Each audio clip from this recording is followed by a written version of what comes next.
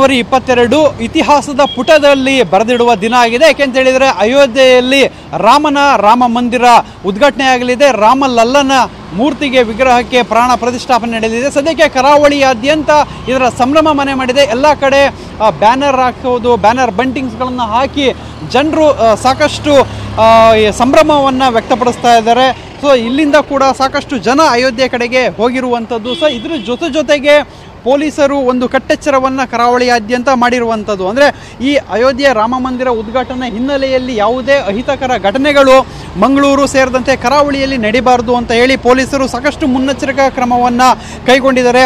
196 ಕಡೆ ಧಾರ್ಮಿಕ ಸ್ಥಳಗಳಲ್ಲಿ ಈ ಭಜನೆಗಳು, ಪೂಜೆಗಳು ಇವತ್ತು ರಾತ್ರಿಯಿಂದ ನಡೀಲಿಕ್ಕಿದೆ. ಅಂತಹ ಪ್ರದೇಶವನ್ನು ಗುರುತುಪಡಿಸಿ ಅಂತಹ ಎಲ್ಲ ಕಡೆ 196 ಧಾರ್ಮಿಕ ಪ್ರದೇಶದ ಕಡೆ ಎಲ್ಲ ರೀತಿಯಲ್ಲಿ ಬಿಗಿ ಭದ್ರತೆಯನ್ನು ಕೊಟ್ಟಿರುವಂಥದ್ದು. ಅದರಲ್ಲಿ 131 ಸೂಕ್ಷ್ಮ ಪ್ರದೇಶವನ್ನು ಗುರುತು ಮಾಡಿ ಅಲ್ಲಿ ಹೆಚ್ಚಿನ ಬಿಗಿ ಭದ್ರತೆಯನ್ನು ಮಾಡಿರುವಂಥದ್ದು. ಮತ್ತು 57 ಸೆಕ್ಟರ್ ಮೊಬೈಲ್ ಸ್ಕ್ವಾಡ್ಗಳನ್ನು ಹಗಲು ರಾತ್ರಿ ಗಸ್ತು ತಿರುಗುವಂತೆ ಮಾಡಿದ್ದಾರೆ. ಮತ್ತು 14 ಚೆಕ್ ಪಾಯಿಂಟನ್ನು ಗುರುತಿಸ್ಕೊಂಡು ಅಲ್ಲಿ ಪೊಲೀಸರನ್ನು ನಿಯೋಜನೆ ಮಾಡಿ ಬರುವಂತಹ ಎಲ್ಲ ವಾಹನಗಳ ನಂಬರ್ಗಳನ್ನು ಕೂಡ ಕಲೆಕ್ಟ್ ಮಾಡುವಂಥದ್ದು. ಯಾರ್ಯಾರು ಅನುಮಾನಾಸ್ಪದವಾಗಿ ಓಡಾಡೋಂಥ ಕಂಡು ಬಂದರೆ ಅವರನ್ನು ಕರೆದು ವಿಚಾರಣೆಗೆ ಒಳಪಡಿಸುವಂಥದ್ದು, ಇಂಥದ್ದನ್ನೆಲ್ಲವನ್ನು ಕೂಡ ಮಾಡ್ತಾ ಇರುವಂಥದ್ದು.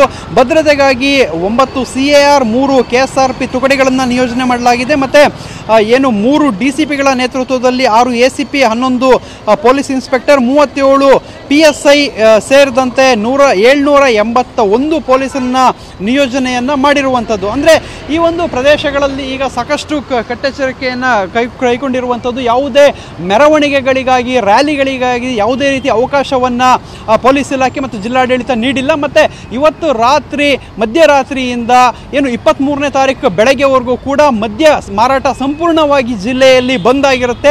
ಸಾಕಷ್ಟು ಮುನ್ನೆಚ್ಚರಿಕಾ ಕ್ರಮಗಳನ್ನು ಅಯೋಧ್ಯೆ ರಾಮ ಮಂದಿರ ಉದ್ಘಾಟನೆ ಹಿನ್ನೆಲೆಯಲ್ಲಿ ಕರಾವಳಿ ಭಾಗದಲ್ಲಿ ಕೈಗೊಂಡಿರುವಂಥದ್ದು.